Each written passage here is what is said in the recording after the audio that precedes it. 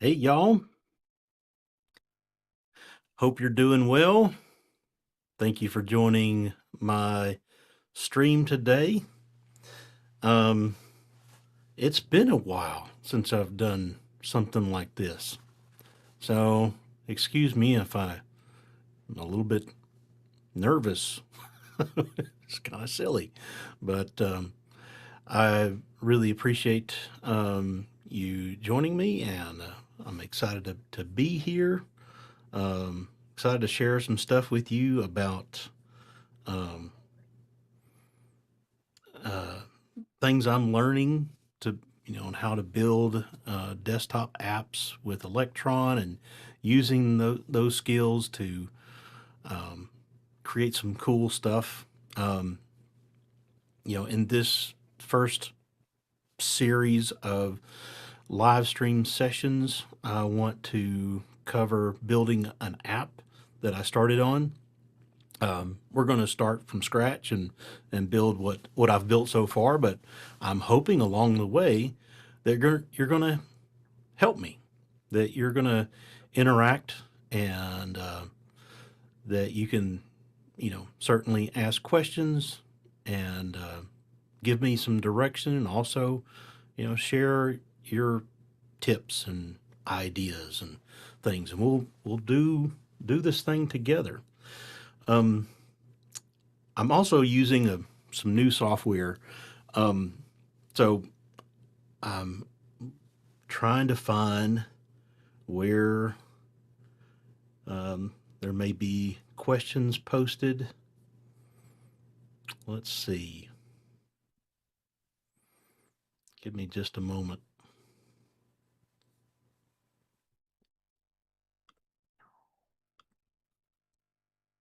Maybe if I switch to this studio view.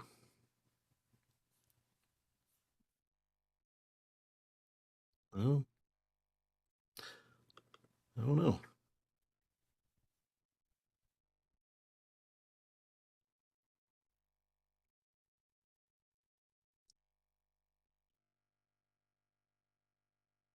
Let's see.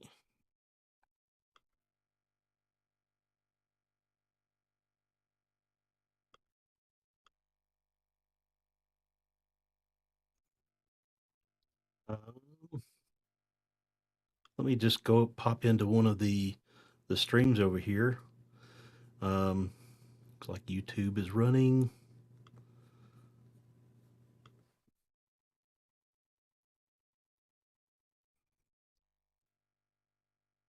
Looks like Facebook is running. Um, I'm just not sure if you comment on anything where I'm going to see that.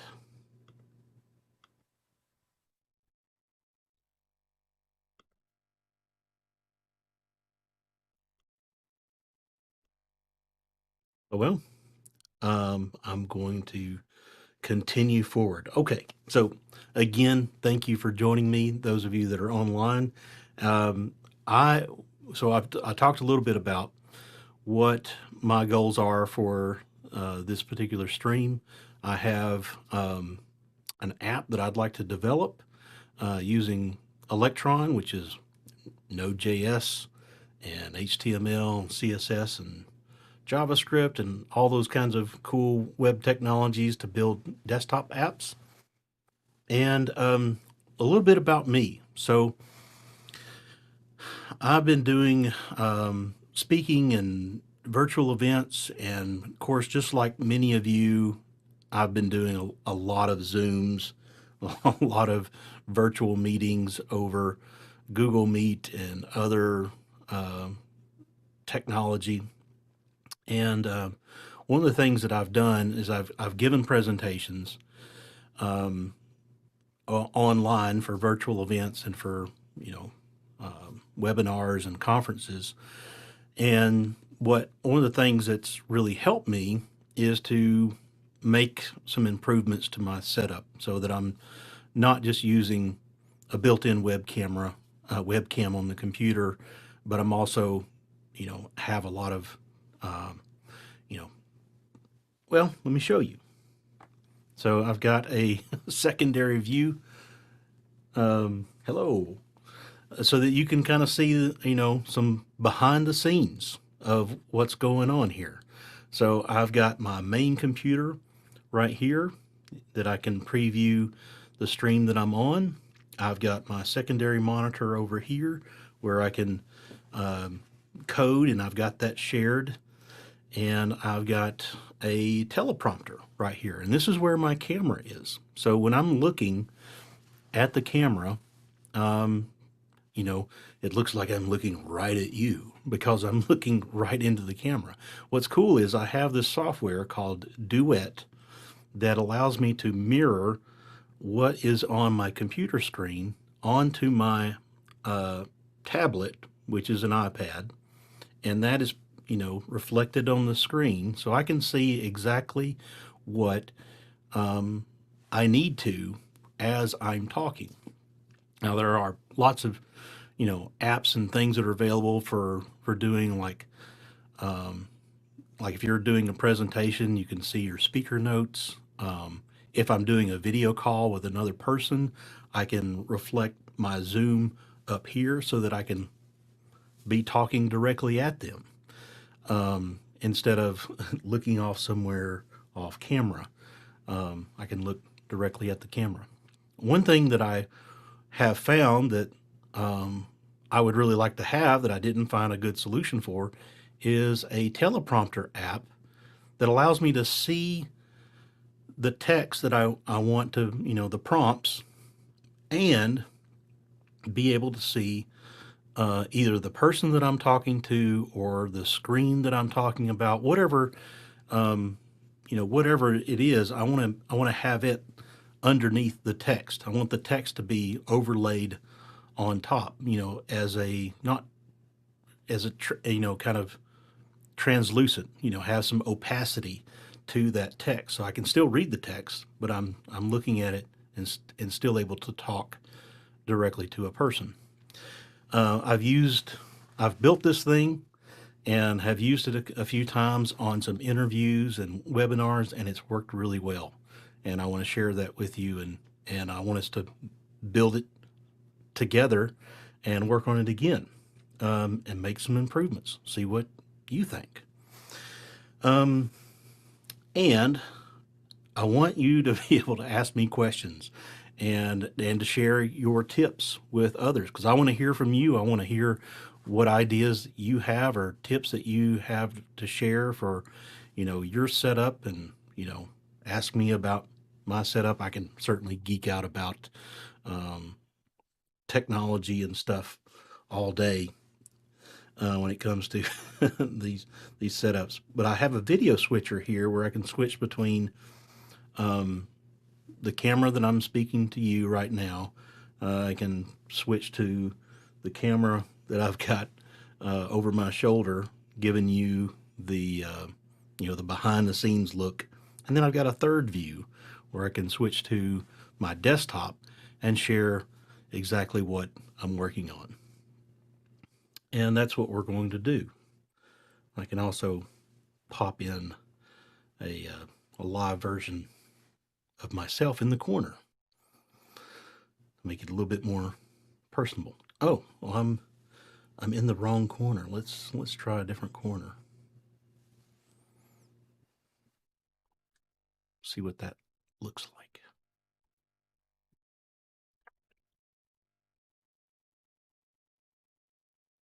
As you can see, I've got I'm ready to go. I've got my beverage, my coffee ready. I've got my guitars if I need them. This is my microphone, and so forth. So let's dive in. I want to show you just how easy it is to get started building a desktop app with Electron, and we'll, maybe by the end of the hour, we'll see some glimmers of hope for building a teleprompter app. So I got my desktop here. I'm going to switch over to my terminal, and I'm going to create a new directory for the project that we're working on. Um, let's call it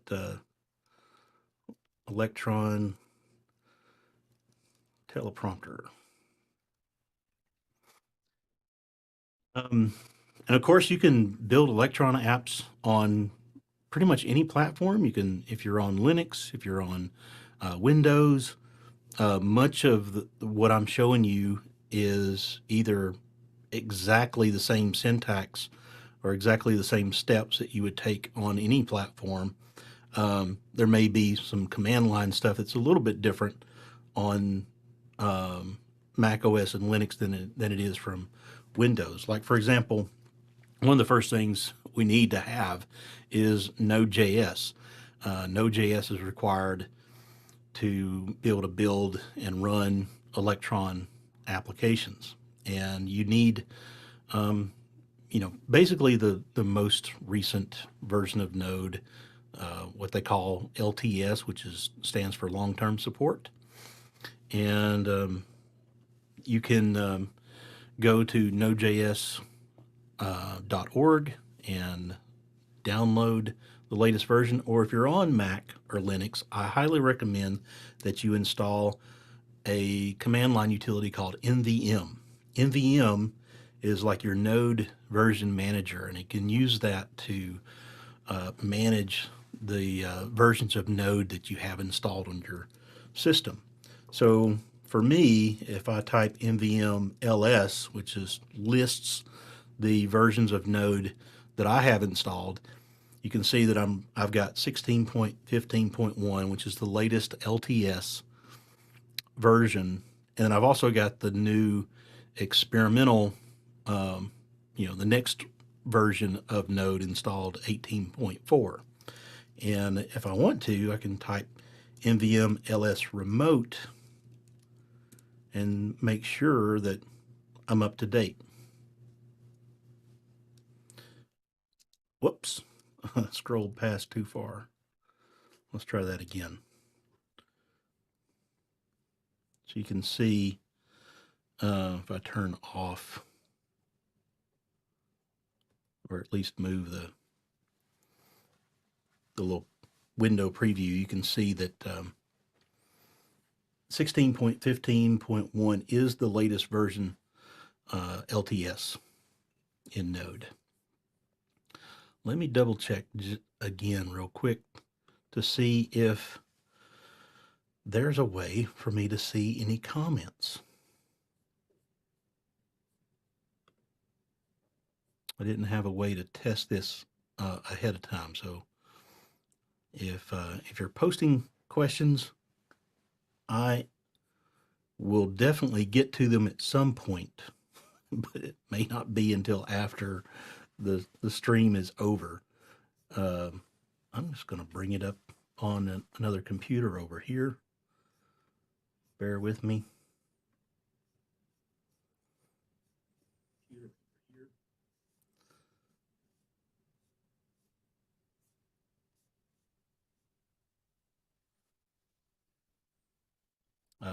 Does look like there's some questions going on. Thank you, Scott, for answering some of those questions on YouTube. Let me see.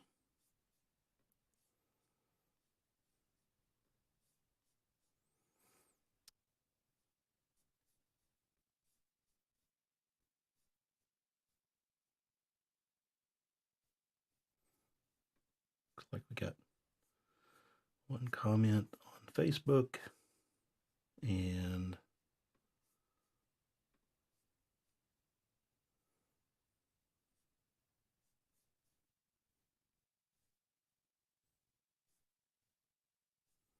got some folks on LinkedIn.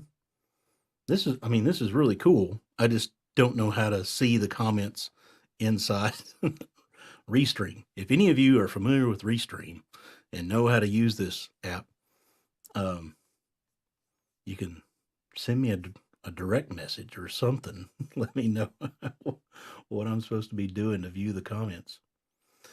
All right. I'm going to continue on. All right, so made sure that we've got the latest version of Node installed. You can also type node-v to get the Node version, and npm-v to see what version of npm. So npm is the Node package manager. It is what's used to install dependencies for your Node application. And just to recap real quick for folks that may have joined a little bit later, this is what I'm doing here today, and what I'll be doing over the next several Thursdays, is I'm going through building a Node.js application, specifically Electron, which is used to build desktop applications, and I'm going to be building an teleprompter app so that I can see my script, or if I switch over to my secondary camera, the app will run on my computer, and I'll be able to see the words and the app or the person that I'm speaking to or whatever back behind the words, so that this is just a fun way of building some applications using web technologies.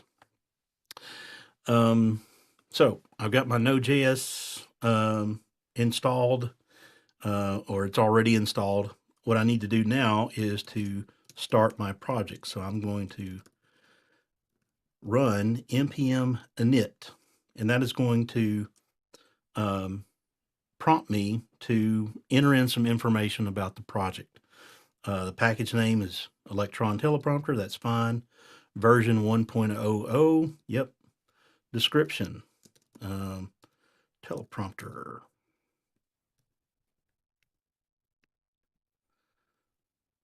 Application. Or let's call it desktop. Entry point index.js. Well, I know that the way I like to structure the code in my Node projects is I'm going to put all the source code inside a source.js in a source folder.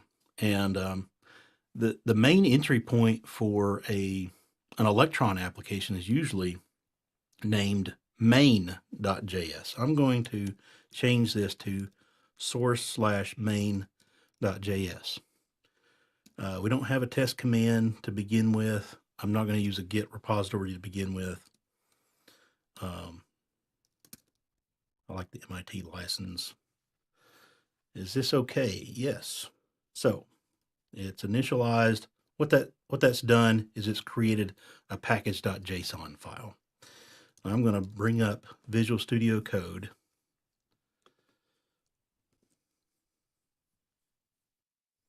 For this application, and we can see that the things that it prompted me for. I guess I misspelled teleprompter, and I guess I'll put me as the author for now. But I hope there's more than just me as an author.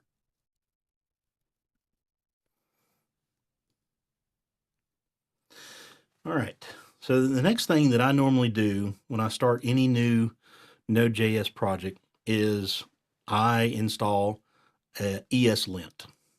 So I'm going to do that now using npm install ESLint. Well, I want to save this as a developer dependency. This is not a production dependency. So using the save-dev switch, you can also do -D. It's the same exact thing. I like being explicit. Save dev, and we want ESLint, and then I have my own personal ESLint config file that I use for all my projects that allows me to go faster, and that is ESLint config Reverent Geek.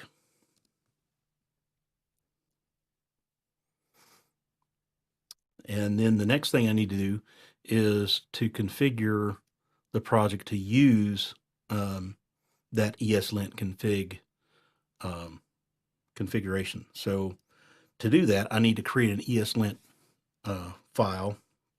So I'm going to use the touch command .eslintrc.js.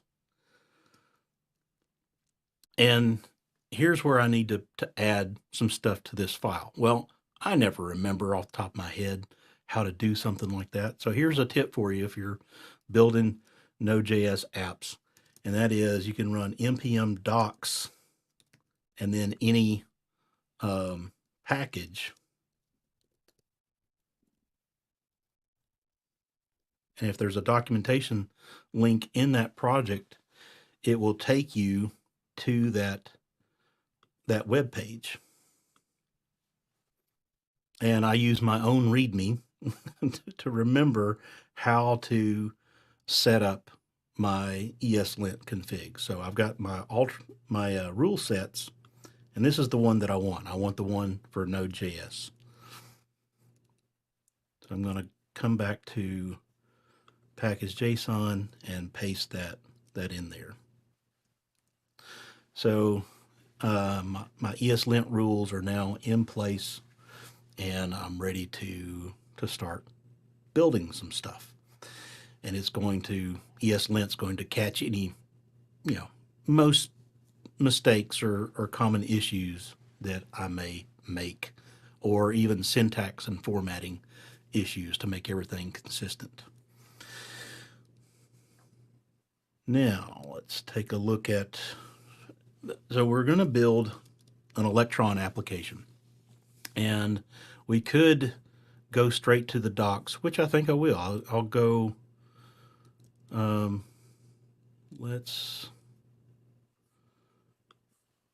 have the Electron quick start that's at electronjs.org.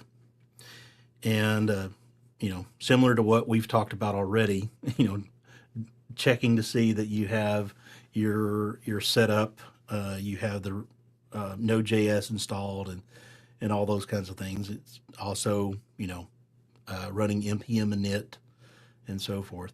So the next step with building an Electron app is to install the Electron dependencies.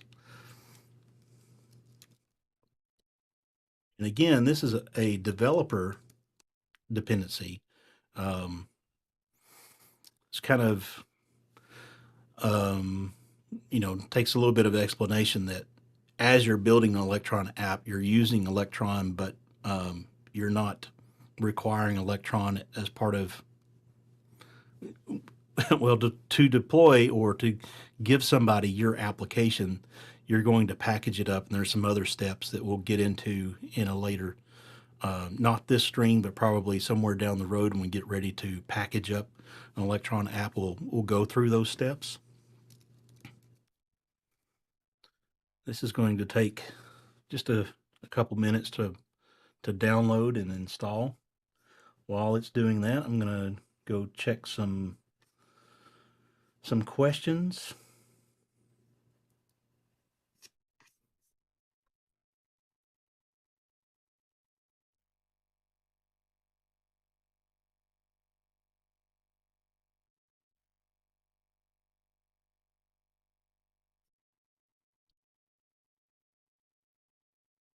Right.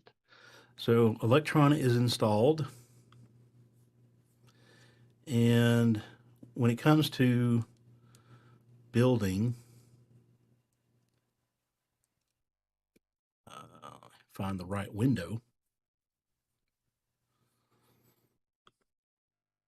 There we go.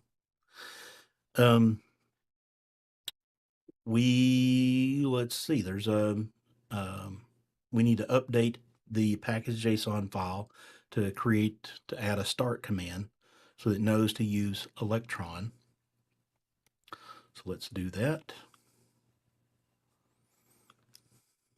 I'm just going to ignore the start or the test command for now.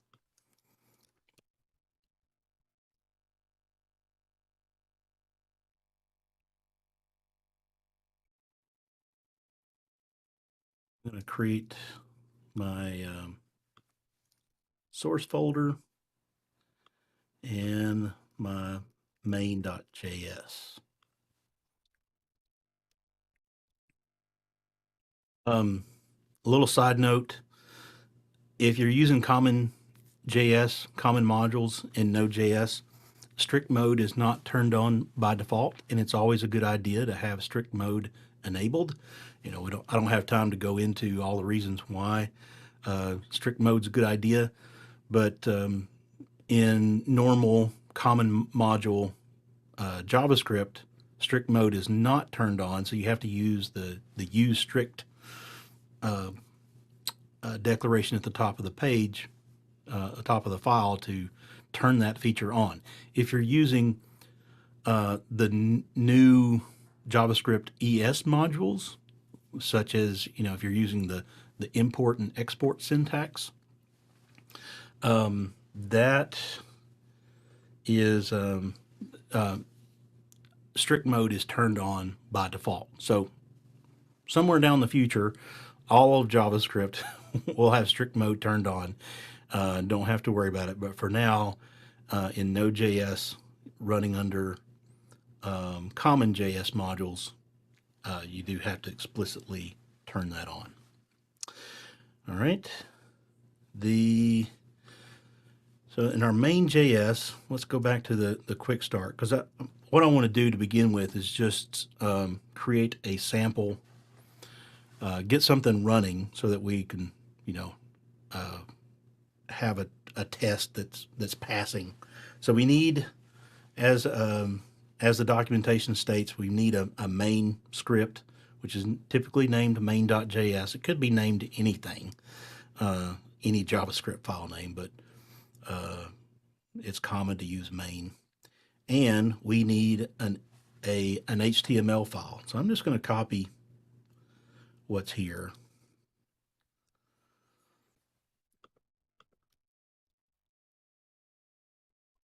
And we're going to restructure all this stuff at some point. But for now, just to make sure that Electron is working like we expect it to, this is fine. So we got some modules to require in. So require is kind of like your using or import statement. That's what brings in modules or dependencies into the source code that you're currently working on. So we're requiring in the Electron library, but we're only grabbing 2 objects off of the Electron library. Whoops. That we care about, and that is the app and the browser window objects, because that's what we're going to use in the code down below. So a create window instance, let's add that into code.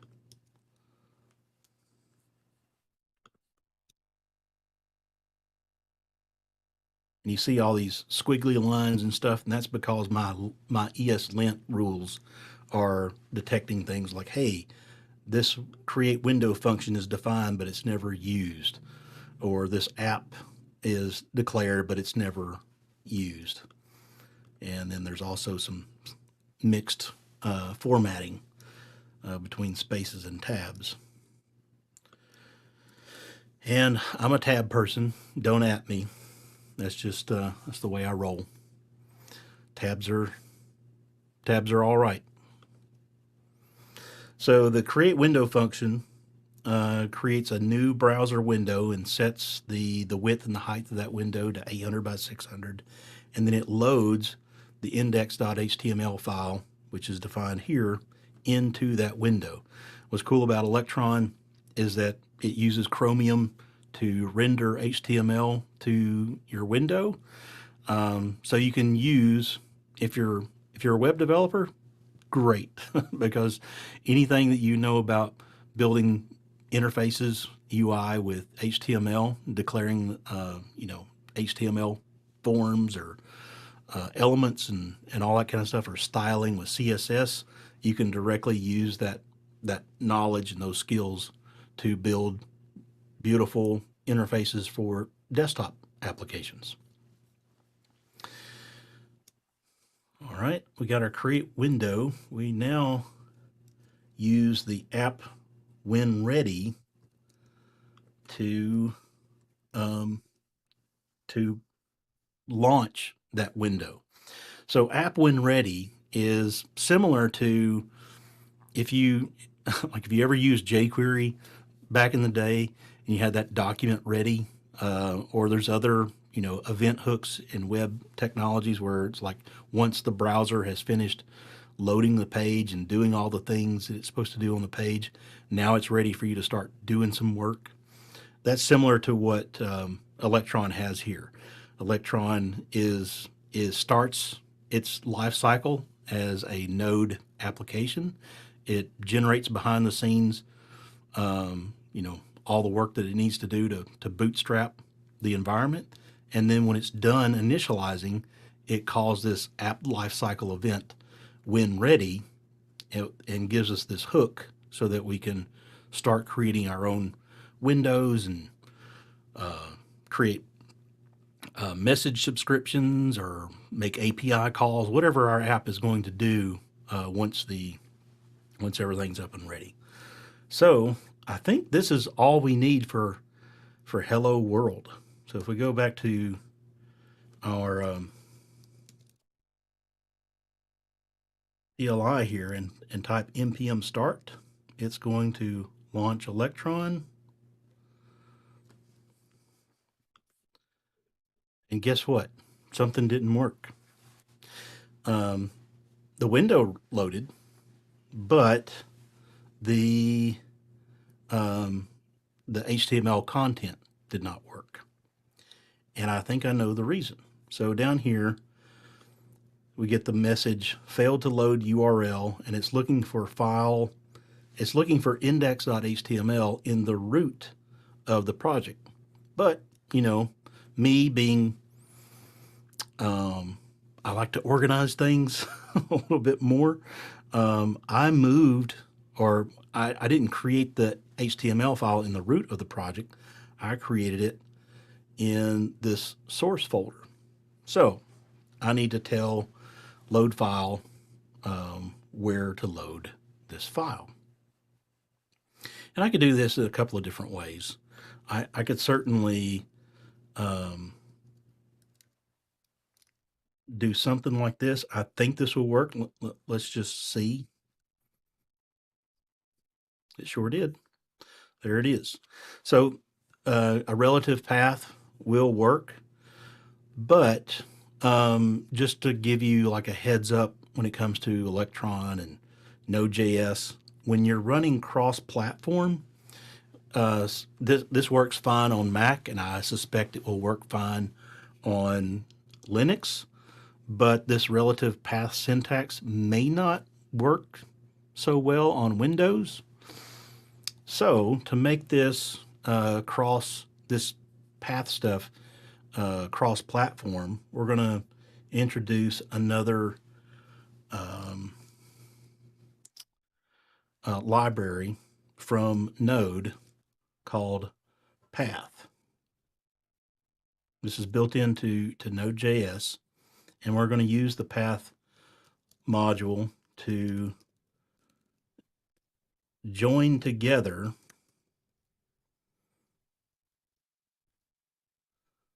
source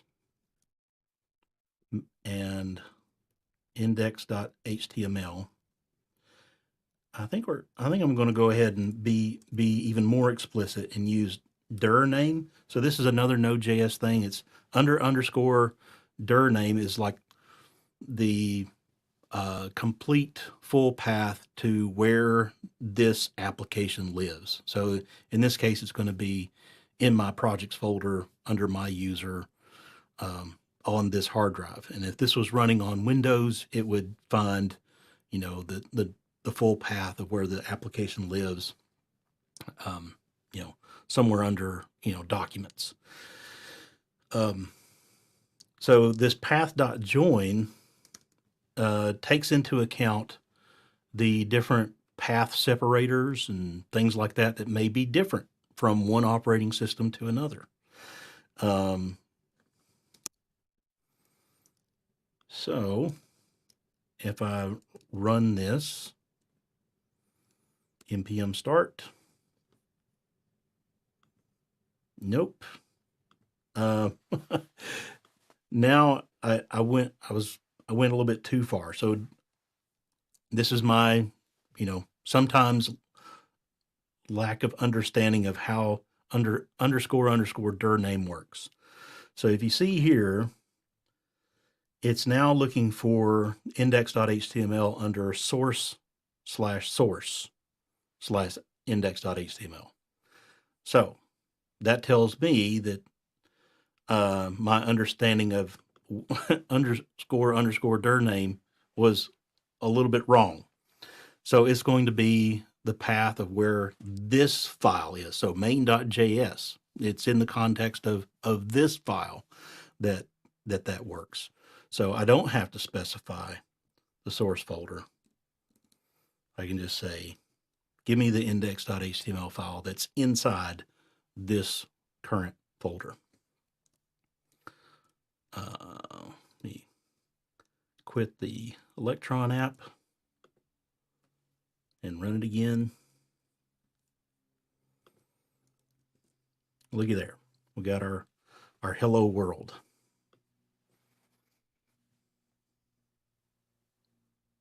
Cool. I think I sure did, accidentally closed my Visual Studio. All right, so we know Electron is working.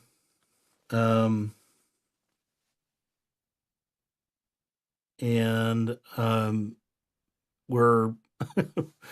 we've only just started to scratch the surface of what we need to do to build this app. So let me step back a second and talk about some of the features that are in Electron. So this create window function that creates a new browser instance of the browser window, we're specifying the height and the width of this window.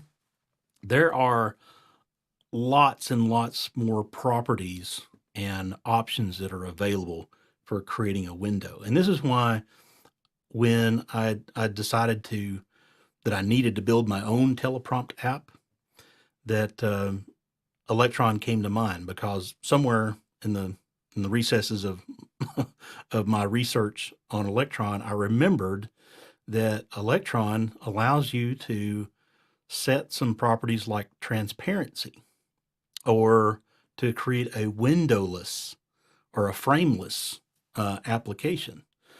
And that, I got to thinking, well, I can create a frameless window, so there's no window chrome, there's no border or buttons or anything like that around the window. Could I use, since it's HTML, CSS, and JavaScript, could I use HTML to and CSS to change the transparency of that window? Spoiler alert, you can. It's pretty cool. But for now, I'm going to set some other properties on this window. We're going to center the window on the screen. I'm going to set transparent to true and frame to false. And let's see what happens with these settings.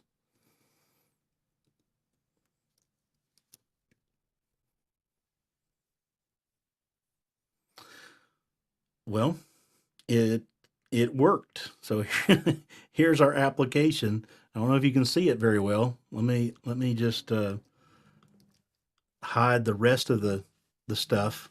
But here's the application. It's running, and it's doing pretty much exactly what we need it to do as part of a teleprompter. Is we need to be able to display text on the screen. And one of the requirements that I wanted to have was I want that text to appear on top of whatever else may be running in that particular window. So this is promising, but we still have a ways to go. I can't move this right now. I don't have any way of like grabbing the window and moving it around on the screen. I don't have a way of, changing the size of that window. Um, but I can go up here and quit the application.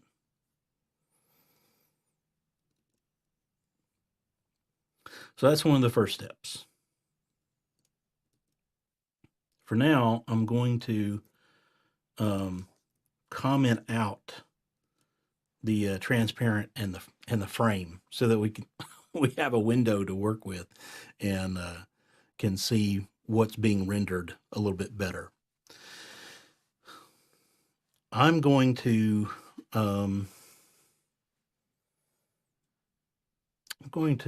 take a look over here to see if there's any comments I should be aware of. Looks like there's been some comments on YouTube that my coworker Scott has done a great job of addressing. Yes, thumbs up for tabs. Let's see, what else do we have?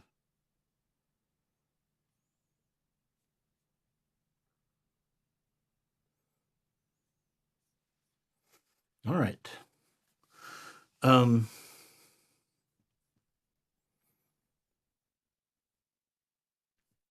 So as I've mentioned before, Electron is building desktop apps using web technologies, and we can use HTML, CSS, and JavaScript to do basically anything we need to do.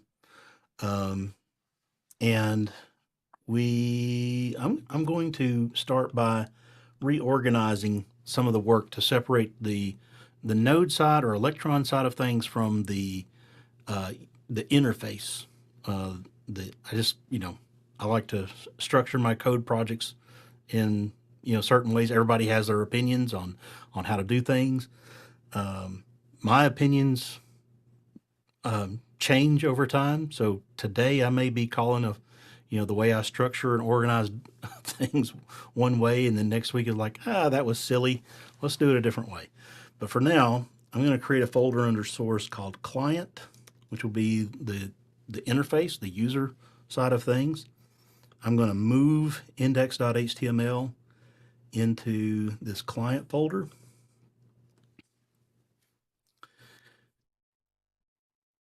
Which means I need to update my main.js to load the correct file. I'm also going to rename this HTML file. I'm going to call it the teleprompter.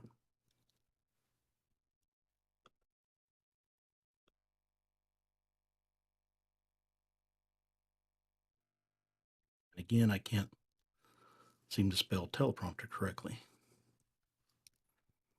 And this is now living in the client folder, so updating the path correctly there. There's also some work that we'll eventually need to do to load in some dynamic JavaScript to do some things like I need the app to be able to load a script. Like I want to be able to create a script for whatever presentation or list of questions for whatever the purpose of using the teleprompters is to create a script. So I need the ability to load in script files. And one of the things that Electron does today that it didn't used to is it creates there's a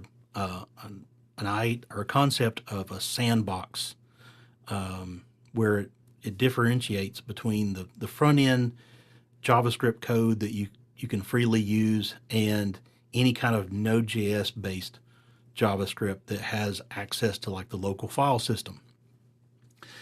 So the way Electron has decided to do that is to create this this separate method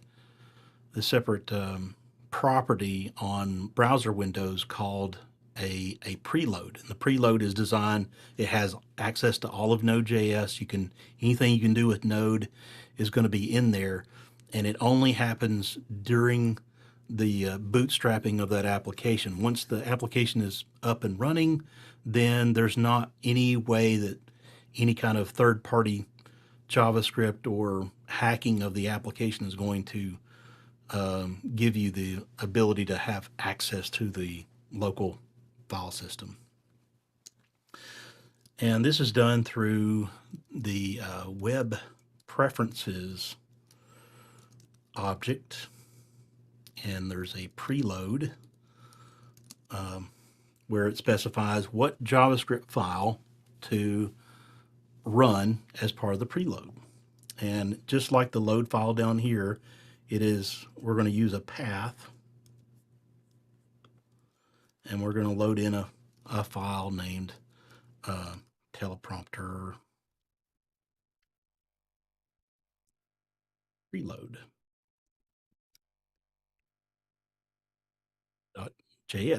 Let's go ahead and create that file so don't forget.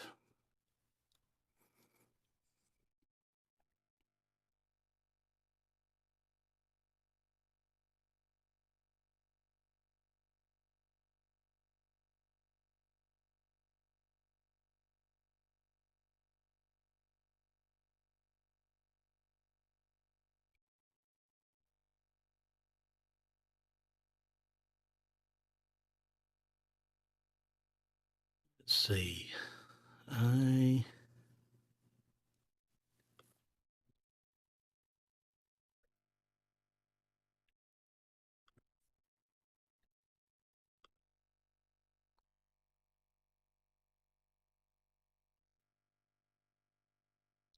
Trying to decide what steps to handle next. I think what I'm going to do is just update the HTML for our page. And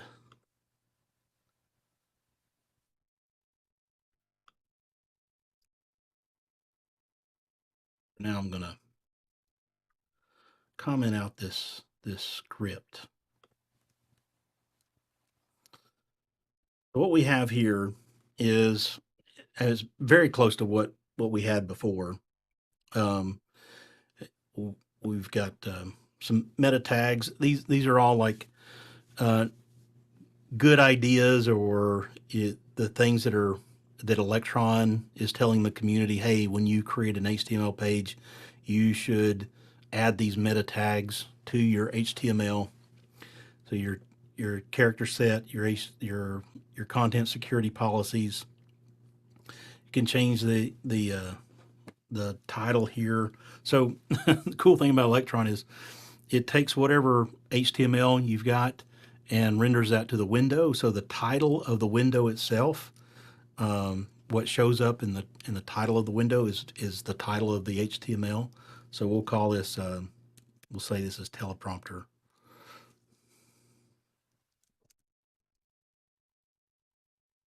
Electron teleprompter. And I'm referencing a teleprompter.css file here. So let's create that too.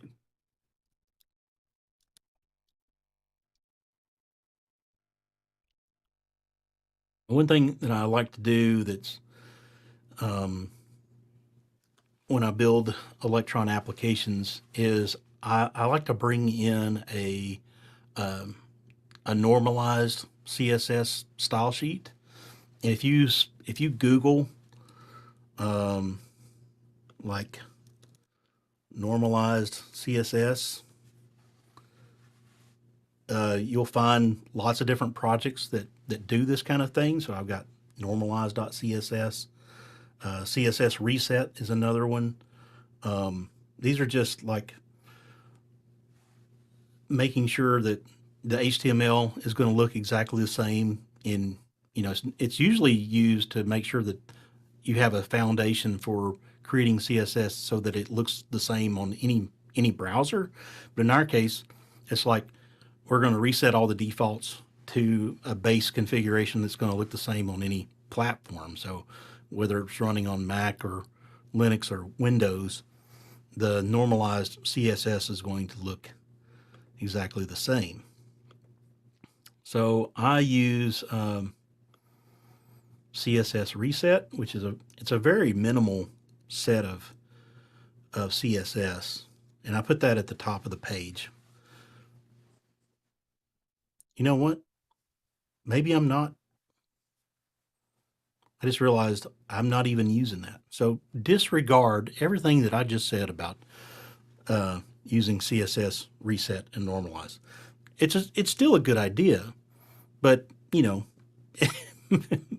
may not directly apply to the app that we're building. So forget I said any of that.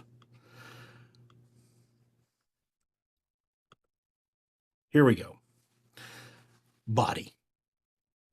Font family. Grab Helvetica or Arial. You can put in whatever font you want to use. If you've got a special font installed on your system that you want to use for your teleprompter app, yeah. And this is something we probably may want to allow users to configure on their own in the future. Like maybe as a feature of the application, is we allow individual users to customize the CSS, like to override CSS attributes so that the teleprompt script appears exactly the way that they want to see it. So I'm setting the font size to 3 EM, so that's going to really increase the font size. Set the color of the font to a white, but I'm also using a little bit of transparency here on the end. So it's going to be white, but you're going to be able to see through that white a little bit. And the same thing with background color. The background color is black, but the transparency is way down here. So it's just going to appear as a kind of a grayish overlay or a shadow on top of whatever other window is on the screen. And then we're setting the document height of the body to 100%. Back in the teleprompter HTML, we've got this div class content, and so I've got some formatting for that. Adding a little bit of padding. And then this is a cool trick where we're going to enable that anywhere you click inside the content window, content frame, you can use that to drag the that window around on the screen.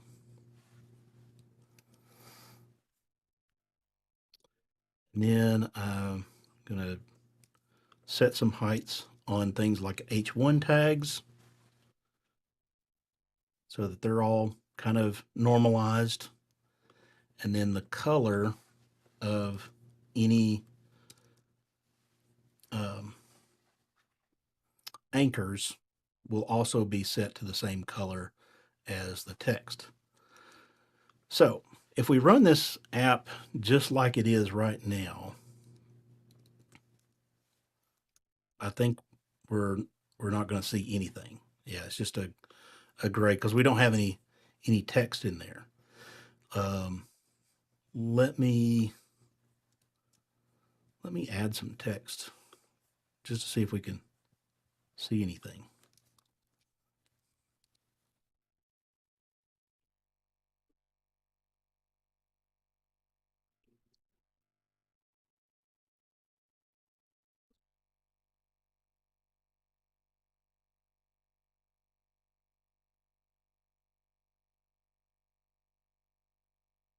Okay, so now you can see that it's very faint, but the text is showing up. We can click, well, we can still click the window and drag it around. Let's turn on the transparency and the frame.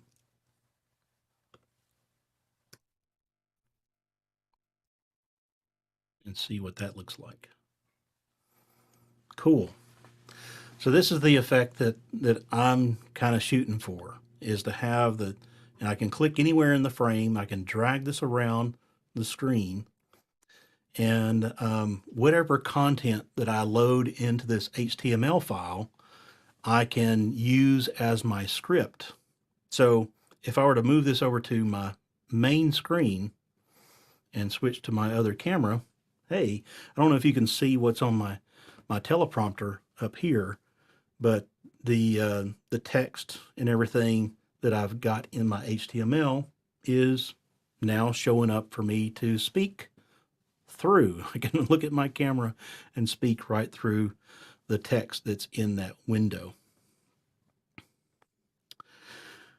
I think that's a good stopping point for today. I hope this has been at least entertaining, if not informative. And there's a lot more stuff to do. When we get back together next week, I'm going to go into creating a content script and loading that dynamically when the application loads, so that you don't have to edit the application itself. Anytime you want to change a script, you can just edit a text file and have that loaded when you run the app. Also have, more stuff to do around CSS and JavaScript to, like, if you want to use a clicker, maybe you got a really long script and you want to use a clicker to jump from one section to the next. I've got some clever tricks in JavaScript to make that happen with our HTML content. So I hope you come back, stay tuned. And again, I'm going to figure out how to interact with your questions. I want to hear from you what your ideas are. This is just a starting point. I'd love to, if you've got some ideas on how to make this application better, or maybe you've got some specific needs around teleprompter or some other type of desktop app with Electron, let's talk about them. And yeah, so that's it. Thank you so much for joining me today.